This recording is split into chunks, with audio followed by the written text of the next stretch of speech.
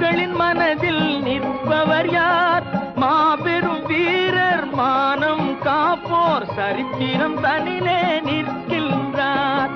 அச்சம் என்பது மடமையடா, அஞ்சாமை திராவிடர் உடமையடா.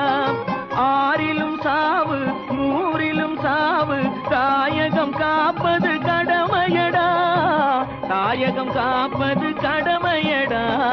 அச்சம் என்பது மடமையடா, அஞ்சாமை திராவிடர் உடமையடா.